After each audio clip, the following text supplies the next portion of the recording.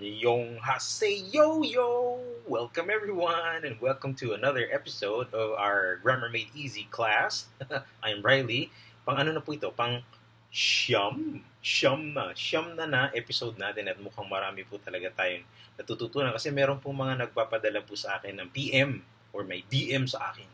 Yeah.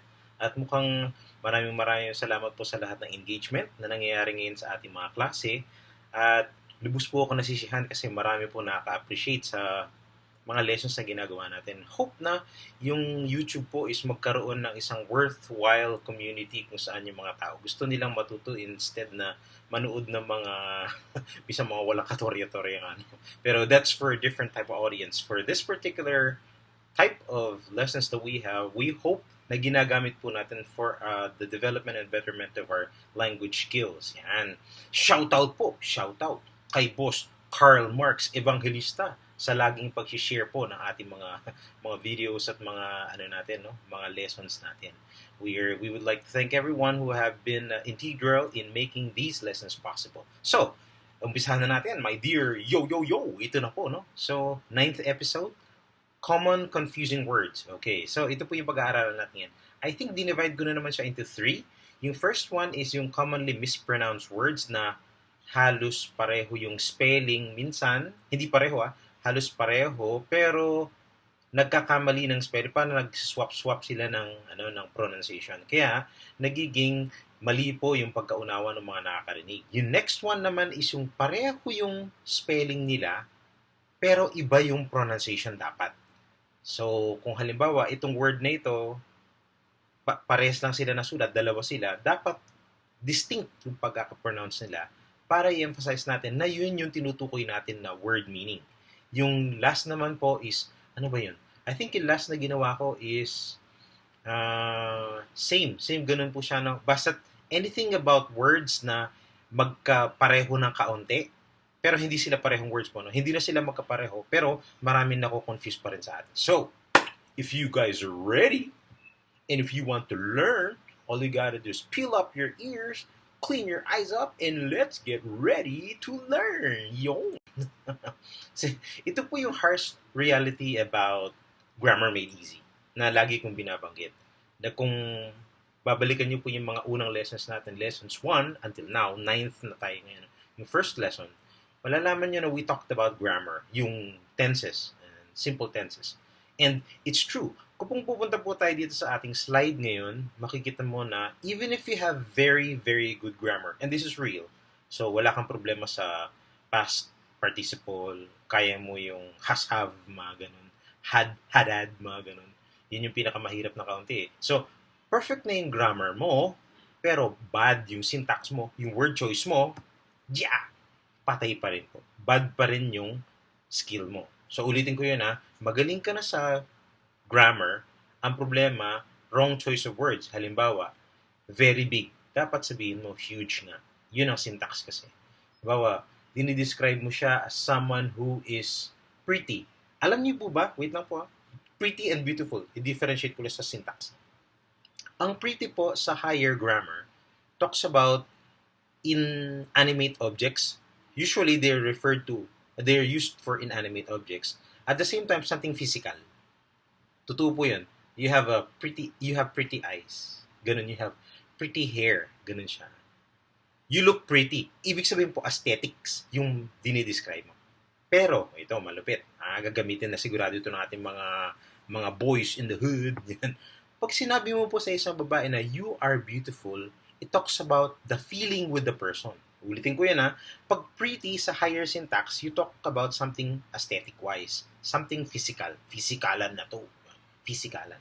Pero kapag beautiful, it's all about the feeling. Kaya nga sinasabi natin, magandang umaga. We refer to the beautiful feeling in the morning. Galing ng Filipino language, no? Hindi niya sinabing marikit na umaga. Yun po yung tinatawag na pretty. So ang layo po ng difference nila. Careful, yun po yung ibig kong sabihin dito sa first line na ito na even if we have very good grammar, but we have bad syntax, bad po yung skills natin. So we need to develop both. However, dito sa second line, even if we have good grammar and we have good syntax, bad ang pronunciation, patay na naman tayo dyan. So, kailangan po we need to work out these things. These are language skills, okay? So, kung gusto natin maging magaling talaga, kailangan na pag-ibayuhin natin yung kakayanan natin po. Skills natin for learning grammar, tapos learning syntax, and then also pronunciation. Later on, kung meron pa tayong chance dito sa I think in the near or distant future, kapag marami nagtuloy-tuloy yung support po ninyo sa ating channel, gagawa naman tayo about delivery. Kasi matagal po ako nagturo sa university about speech delivery and presentation. Kaya nga, ganito yung ating mga lesson para hindi kayo mabore. Okay, sige. So, ang first na topic po na pag-aaralan natin ngayon ay mispronounced words. So, ready na kayo? Ready? Really? Here we go. Sort of a review. Remember, naalala niyo po last time. Ulitin ko, yung is blue. Post. Post. Ito, post. Parang boss. Post. Mahaba siya. Post. Garang-garang siya. Post. Ito naman, pose. Pose. Pose. Yung sound niya, no? So, post. Pause. And then pose. So, ang layo po ng difference nila. Yung post, dinidikit mo, ina-upload mo. We post photos on Facebook. We post. We post. Ito. We post when we want a breather. Tumitigil tayo ng panandalian pag gusto natin magpahinga. And then we pose. Mag-pose ka na doon. Pipicturean na kita yung. Yan yung binigay ko example po last time. So, as you notice, mispronounced words, itry mong i-jumble ito dito. We post photos on Facebook, ala na. Wala na. Sa Kapampangan, tinatawag na, tinwag may sabo. Ibig sabihin, ang sarap-sarap ng kinakain mo na may mami, na merong manyaman na na kung ano man yan, dun sa sahog ng mami noodles mo, tapos tinapon mo lang bigla. So, hindi mo pwedeng i-jumble itong post na ito, kabit mo dun sa post. At yung post, ikabit mo dito sa post. Ang layo po nun, no? So, imagine, we post when we want our photo taken. It's funny. Pero sadly, it's a harsh reality we need to accept. Para po tayo maging magaling, mag-English sa language na ito, kailangan muna nating tanggapin yung masakit na katotohanan na we have deficiencies with language. Until now, I am aware that I have many deficiencies in the English language. Why? Because it's my second language. I did not grow up speaking English po. Oh yeah.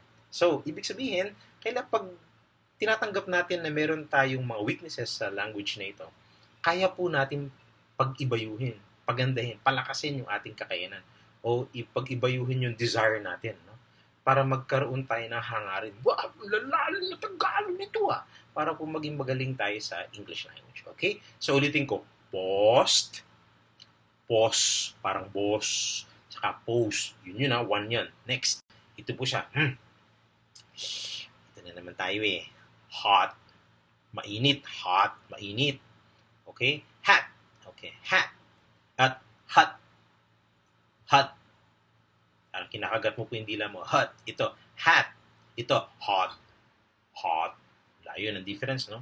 So, we ate hot and grilled fish. Imagine mo kapag itong hot na ito, ginawa mong pronunciation na hot, patay tayo dyan, di ba? Kumain ka ng sombrero. At yung inihaw na isda. Oh, paano mo kakainin yung sombrero?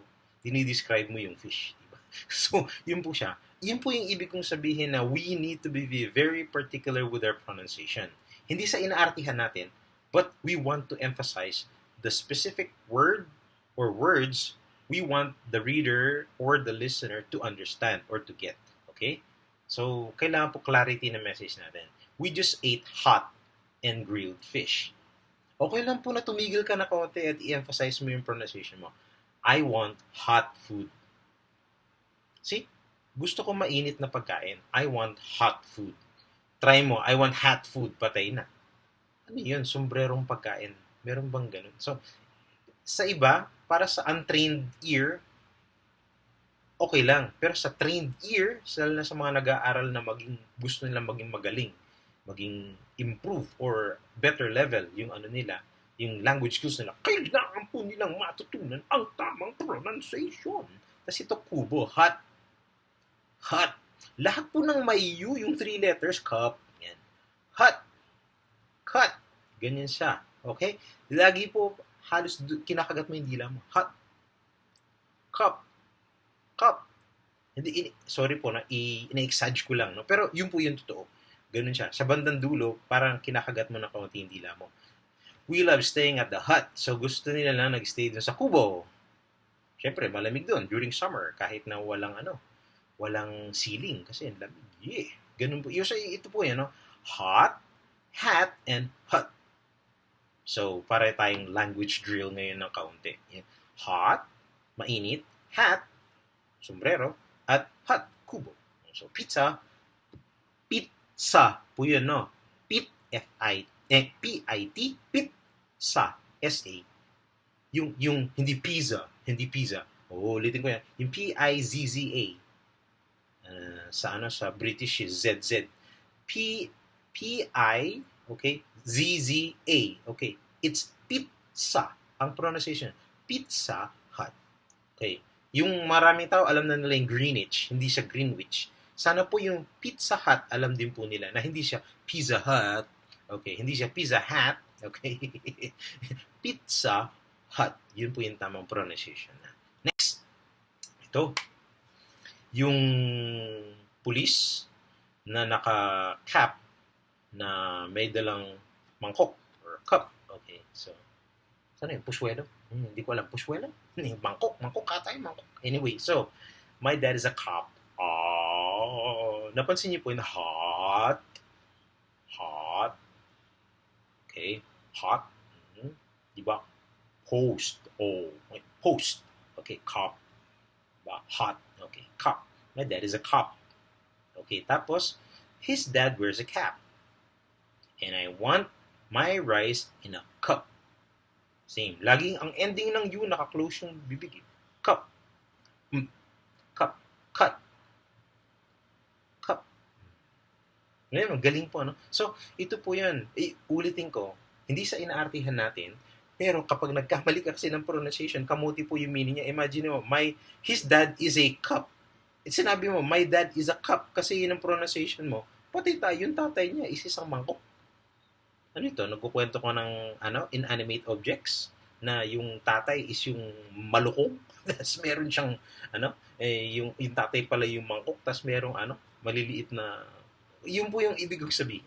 So, kailangan po natin talaga siyang matutunan yung tamang pronunciation. This is a cop. This is a policeman. This is a cap, sombrero. And this is a cup. Okay. Malinaw po, no? So, yun po yung kadalasan. Sample lang po yan. Ang dami po niyan. Sack, sock, okay? Suck, okay? Sack, yun yung tinatawag na sako. Sock is yung medyas mo. Yung suck is yung sip-sip. See, funny. Mag-isip po kayo ng mga ganyan na words. Ang dami po nating kadalasang mali po na nagagawa dyan. So, sadly, kung meron po kayong list, tandaan nyo lang po yung drill ng pronunciation niya. Pag O below, isa may backdoor, cup, post. Ganun po siya. Then cap, parang tumatagilid yung baby mo. Cap, hat, okay. Bag, okay. Ganun siya. Tapos yung cup is, ganun sila lagi. Cut, cup, ganun po. Kung natuturo po ko ng mga, ng mga foreigners na gusto ng ESL, tinuturo nila sa bibig. Yung cup, laging cut kagad siya. Cut, cup, hot, ganun po siya. No? So, ganun po. I-try nyo rin po yun sa inyo. Okay? Marami na kayong natututunan ngayon sa pronunciation. That's so good. Ngayon, meron pong dadako tayo sa ibang mga examples na kadalasan, sadly, ano ba to? Dapat positive tayo. Nakaka-challenge. Nakaka-challenge kasi ganyan na nangyayari. May object. May object.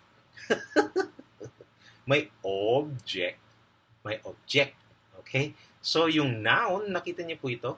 Itong noun, object.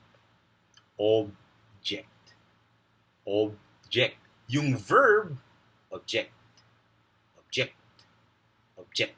Okay? So, kapag ginamit mo ito, malalaman mo na madali lang. Yung object is yun yung noun. So, have you seen that unidentified flying object? Oh, alam mo yun. UFO, di ba? UFO. So, alam na alam natin. Pero pag verb, I'd like to object. Hindi ako nag-agree. So, gusto kong kumontra. O kontrapelo si kamote. Boy, yeah! Okay, so object, okay? And object. Ang layo na. So, object yung noun, object yung verb. Object yung verb. So, object, and object, okay? And object. Object, noun. Object is yung verb. At makikita nyo, all throughout, the pattern is the same sa tatlo ko pong example. So, first example ko, second example, subject. Ang dami mong subject sa school, okay? Meron kang 8 subjects, okay? Mathematics is my favorite subject. Walang biro po kahit na mabagal po kayo, it's better to do it slowly than wrong than make a mistake. Okay na po yung mabagal kaysa mistake yung gagawin natin. So, my favorite subject is math. Or mathematics is my favorite subject. Alam problema, okay? Pero do not subject, okay? Do not subject me with all these challenges. Diba? Yun po yung subject. Ang layo niya from subject to subject. Okay? Subject.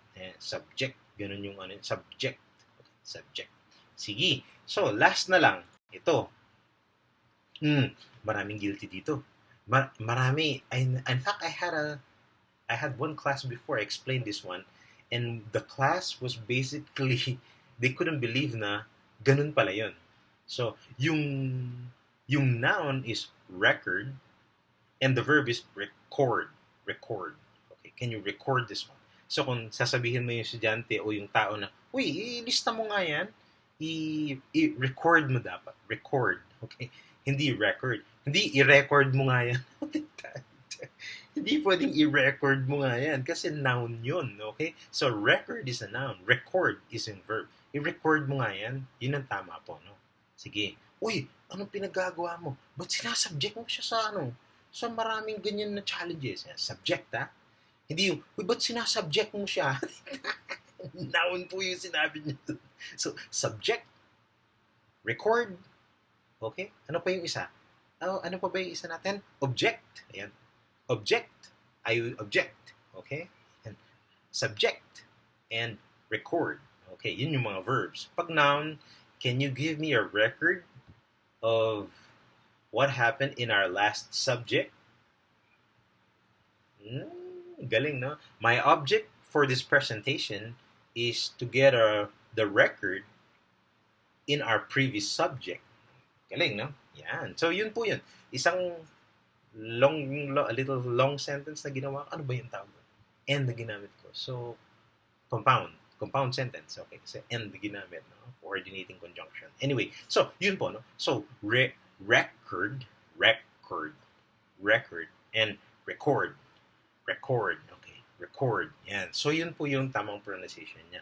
Uy, i-record mo nga yung ulitin ko yun ha, yun ang tama po ha. Uy, i-record mo nga yung pangyayari. Okay na bang gawa ka ng minutes of the meeting? Pwede mong i-record yung mga nangyayari. Hindi, pwede mo bang i-record? Wow! Sabi niya, hindi teacher value, okay lang yun kasi Filipino pronunciation. Kaya nga tayo nandito sa episode na ito kasi nakakatawa. Para sa ating mga Pilipino, wala namang problema kunwari. Paano kapag meron critical na kaunti o gusto nating i-level up yung skills natin. Kapag nasanay tayo dun sa maling pronunciation na yon, everyone will think, kasi sanay tayo na ganun, that's acceptable. For some people, it's not really acceptable because it's wrong. Okay, ulitin ko po yan. Record is the noun and record is the verb. Object is the noun and object is the verb. Subject is the noun, subject is the verb. Ganun po lagi yung pronunciation na wala nang kukontra doon kung di susubo kayo sa lolo ko. Okay? Ito naman po yung third group. Sa third group natin nakakatawa. Ano ba yan? Lagi ko na lang nakikita ito. Yung bisan sulat pa formal letter pa, matatawa ka na lang, mapapailing ka na lang, it can't be. What the heck is this letter? No? Yun po siya. No? Response is a noun. Saan ako kontra doon? Can you please respond to the letter that yun, yun ang lagi ko atang nababasa sa sa mga letter. Minsan communication pa eh. Internal communicate. Grabe. Sorry po. No? Hindi po sa nang mamaliit ako. Ang problema kasi, kapag formal communication, i-level up din natin yung English natin. So, I need your response. Kailangan ko yung sagot mo. Response is basically an answer. So, this is basically noun. So, I need your response. Hindi respond kasi yung verb. Oh, mula ngayon tandaan niyo po yun. I need your response on the matter. Yeah. Pronto. Capiche right now. So, I need your response. Kailangan ko yung sagot mo on the matter. Yun po yung ibig sabihin. Pero kung verb, please respond on the matter. Sumagot ka dun sa case o dun sa matter na yan. Yun po yung ibig sabihin. So, ang layo nila, huwag niyo pong pagbabaligtarin. Patay tayo dyan. Can you imagine? I need you respond. Pero pwede nyo, I need you to respond. Pwede yun. I need you to respond on the matter. Okay?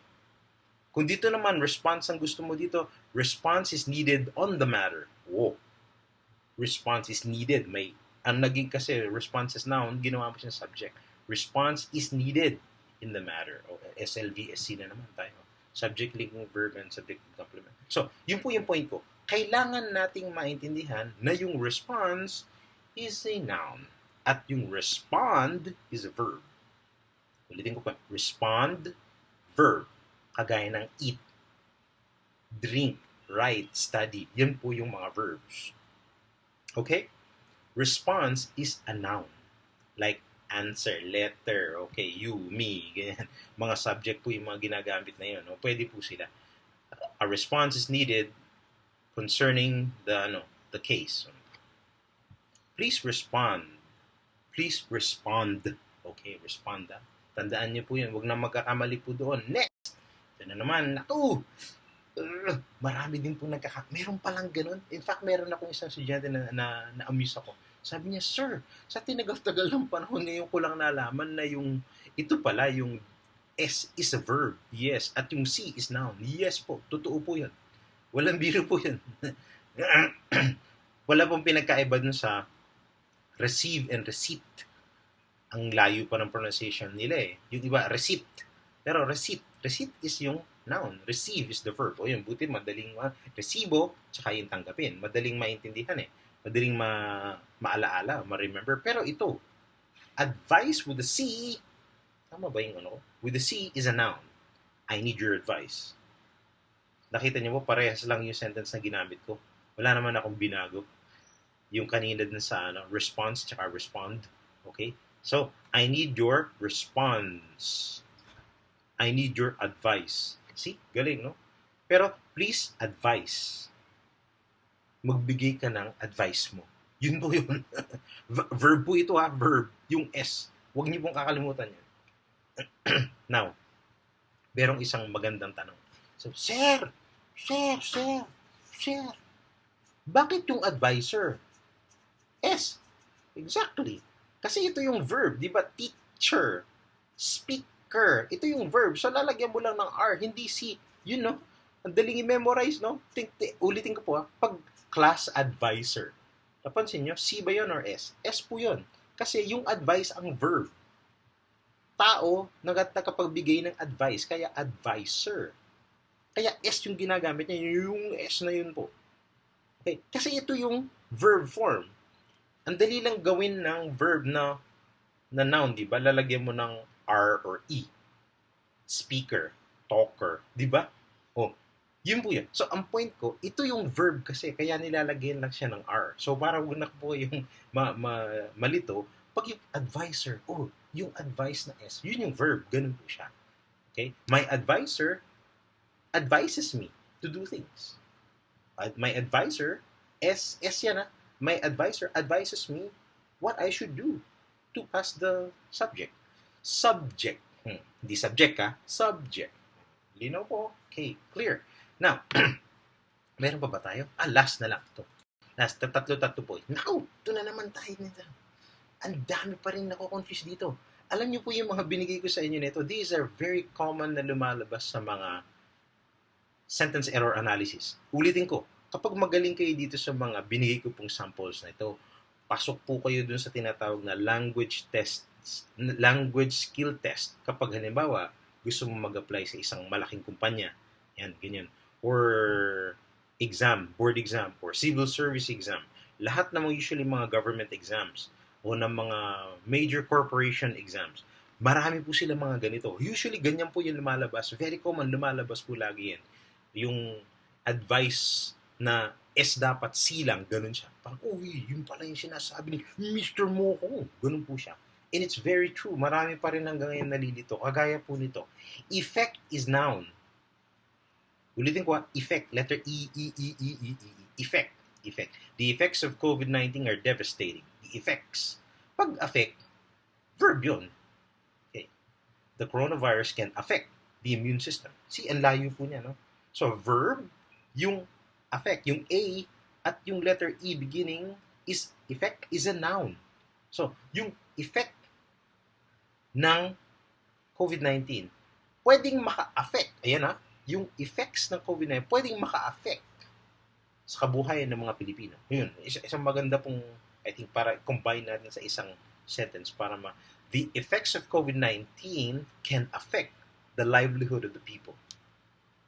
Yung effects ng COVID-19 pwedeng maka-affect sa livelihood ng mga Filipino people. So, I think nung ako po yung nag-aaral ng ganito, ng language, ang ginagawa ko, dalawang confusing na words, kinocombine ko sila sa isang sentence para, okay, hindi ko na makakalimutan na ito yung subject, ito yung verb, ito yung tamang pronunciation nito, ito yung tamang pronunciation nito. So, in one sentence, I'm hitting two birds with one stone. Yeah. Pwede niyo pong gawin yun. So, my dear, anyong hasayo-yo. Yeah. I hope na natututo na po kayo ngayon. Marami na kayong natutunan. So, tatlo-tatlo yung binigay ko sa inyo. Ngayon, let's test our skills. Tingnan natin kung kaya na. Kaya na ni Eugene para talunin si Taguro. Yan, sige po. Ito na siya, no? Try natin ngayon. So, ulitin ko. Meron pong malupit na kaunti pinapagawa ko po sa inyo. Yeah! Magkakasubukan ng lakas. Una, spot. Spot the error. Ito ngayon na kasi letter E yun, na. So, spot the error, hindi the. Spot the error. Ito, fix the sentence. Okay, yung article na ito ngayon, ha. Spot the error, explain, and fix the sentences. Okay. Kailangan mong makita yung error, 1. I-explain mo bakit error yon. 3, kailangan mong ayusin. Siguro maganda. Yan, explain mo bakit error. So, ulitin ko. Ito po yung wala po akong intention masama, no? Pero kung gusto mong malaman na magaling talaga yung teacher, yan po yung gagawin niya. I-spot niya yung error, i-explain niya sa'yo bakit error yon, at pagkatapos, i-fix niya. Okay? So, kasi nakakatawa eh. Naging experience ko noon, maraming sa Kapampangan magsasa. Parang feeling nila magaling sila. Pero pag magaling ka na, kung para malaman mo, kung personal lang naman ang basis, which is very beautiful, you just have to improve your own skills and not be compared, and do not compare yourself with others. The best thing to do would be to think first. Okay, you challenge yourself. Get a sentence or a couple of sentences like these. Right now we have, 6. Okay, and what you need to do is spot the not. Okay, you spot the not. Alin yung mali? Then try to explain why is it an error or why is it erroneous, and then try to fix it. Kung kaya mong gawin yun, boom, hands down, magaling ka na po talaga. So, pwede ka na sa grammar, magaling ka na sa grammar, magaling ka na sa syntax, at magaling ka na rin sa pronunciation, tsaka sa construction. Galing mo, yeah! Constructicons, attack! Nag-transformers tayo. So, let's try this one. Let's read from the first one. I will respond to your email when I get home. Mukhang naamoy-amoy na natin yung pagkakamali nito, Mainit-init pa yung discussion kanina. I will respond to your email when I get home. Please advise your classmates about the exam. Mabango pa rin yung error nito. Naamoy-amoy pa. Please advise your classmates about the exam. Number 3, he thinks this has affected his grades. He thinks this has affected his grades. Then tapos na, your respond to the question is wrong. Mukhang sabi nyo, is chicken pida is very easy. I can spot the error from miles away. Tapos, I believe you are object to your teacher. I believe you are object to your teacher. Okay, ano kaya yung error dun? Tapos dito, sabi niya, the effects of the flood are grand.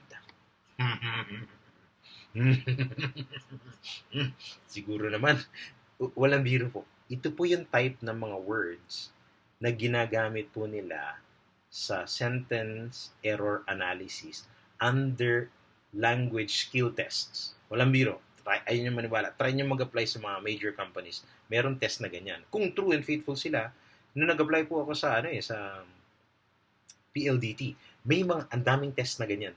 As in, ilang items? 60 items ata na ganito. Tapos, since ako, nag-apply ako noon, anyway, bakit tayo nag-umpisa dun sa PLDT? Meron po mga ganyan. Nagbibigay po sila ng mga test na ganyan. At I think in major corporations, like speaking from experience, they really interpret these things na skill mo siya at makikita nila, pwedeng asset itong kamote nito kasi magaling siya sa language skills. Ganun po yan. No? Sige. So, let's start. Ready? Can you spot the knot? Here we go. Yun! Yun po lahat yung mga errors nila. Yun naka-elo. Elo. Yun po yung mga pagsasalita ng kasama ko mga katangtangan na minsan masyado kamuti sa pronoun. Yeah, elo. So, ito po yung errors nila, yung yellow. I will respond. Bakit? Ano po yung problema niya? Kasi, first you need to spot the knot and then you need to explain. Will dito, so kailangan ng verb. And response is a noun. So, I will respond. Yung SE erase mo, gawin mo D. I will respond. Yun ang verb form niya. I will respond to your email when I get home. Okay? Good? Ito na naman, kamote. Please, verb dito. Please eat. Please talk. Please do. Please say. Diba? So, hindi pwede yung C, advice. Dapat S. Please advise your classmates about the exam. So, ang galing po, no? So, please advise your classmates about the exam. Yun po yun. And then, number 3, he thinks this has, ano yun? Diba, effect is noun? O ba't kinabit mo dito has ito? So, dapat PP ng verb ito. Past participle. Has stolen, has spoken, has brought, has become. So, has affected. Ang tama po is affected. Letter A, yung first letter. Affected, he's great. Besides, wala pong word na affected. Yun. Tapos, your response, itong kailangan ngayon. Yung sagot mo, noun form, ito verb ang ginamit niya. So, your response to the question is wrong. Ang sagot mo ay mali. Yan, yun po yun. Tapos, sabi niya, I believe you are, anong sagot mo dito? I believe you are subject. You are subject, okay, to your teacher, okay? Control ka ng inyong mga teacher, okay? And then, the effects, now na kailangan mo dito. Ayun o, the. So, this should be preceded by the subject, at least, no? Or adjective, that's katabi sana yung subject. Pero this one, in this case, the effects of the flood are grand. So, yun po yung, respond, verb, dahil dito will, please, so, verb na advice, S ito, has affected, okay, verb ang kailangan. Your response, sagot mo, okay, and then you are subject to your teacher, okay, and then the effects of the flood are grand. Ayun yung maniwala. Tcharan! Yun po yung tamang sagot. No, ang galing, no? Galing. Yeah. So, natututo na po tayo. Gumagaling na tayo. Yun po yung nais kong i-share sa inyo sa araw na ito. Whether you like it or not, many of us sometimes are not so keen. We're not so sharp with these things. But ulitin ko lang po magiging, I think ito yung basis natin. Magaling grammar mo, kamote syntax mo, kamote yung result. Na magaling na pareho, magaling na grammar mo, magaling syntax mo, kamote pronunciation mo, o kamote yung pagkagamit mo ng words, or delivery, patay na naman, mali na naman po yun. So, kailangan natin i-improve talaga either yung pronunciation, both yung pronunciation at yung pagpili at paggamit ng mga words. Now, kung gusto niyo po, feeling niyo marami na kayo natutunan dito, paramihin pa natin. No? Dagdagan pa na, let's get it on. Let's give it natin. No? Kapag repeat, again, second time, pare-pareho yun. Please repeat it lang yung tama. Pwede mo sabihin, again, for the second time, please. Yan. Pwede mo pong sabihin, variations nitong sentence na kamote nito. This is really redundant. Kasi repeat na, again pa, second time pa. Tatlo yung pinag-ulit-ulit niya. Wait lang po ha. In strict higher grammar, wala pong each and every one. Ang each po, bawat. Every is bawat. So, bawat at bawat isa. Yan po sinasabi natin. I like to thank each one of you. Yun po yung tama. I'd like to thank every one of you. Pero, I'd like to thank each and every one of you. Bawat at bawat isa. Yan po yung sinasabi mo. So, mula ngayon po, huwag niyo na pong gagamitin yan. Okay? Each and every one. Na. I'd like to thank each one of you.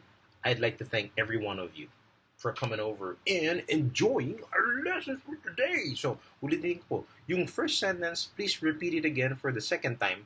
Tatlong inulit-ulit niya. Mamili ka lang. Please repeat it. Again, please. For the second time, please. Yun ang pwedeng sentences na chunk-chunk. Ito, pwede ito, ito, pwede ito, ito, pwede ito. Pero yung, please repeat it again, repeat na nga eh, again pa. Mali pa rin po yan. So, kung gusto mong maliit lang na sentence talaga, please repeat it, period. Tapos na po yun. Clear? Galing, no? Sige. Ito naman, pupunta tayo dito sa tinatawag na, bakit, boss, bakit mali no parking on both sides? Nakita ka ng daan. Ganyan yung daan. Tapos may shoulder dito, di ba? Di ba ang nire-refer mo yung shoulders dito? Okay? Pag sinabi mong no parking on both sides, hahatiin mo yung kotse mo, yung isang kalahati, kakabit sa isang side, yung isang kalahati, kakabit sa kabilang side. Hindi po ganun ang ibig sabihin. Ang ibig sabihin, no parking on either side. Sa bawat side, hindi ka pwedeng mag-parking. Hindi both sides. On either side. Kahit na anong side doon, hindi ka pwedeng mag-parking. Yun po yung ibig niya sabihin. Ang layo po ng both at either. Ang both is pareho. Yung either is bawat isa. Ayun po yun, no? So, clear. Let's bring. Ito naman, dalawa pong error itong bring the car to the garage. Okay. Explain ko po yung bring. I think na-explain ko na ito eh. Yung take, at yung bring. Yan na.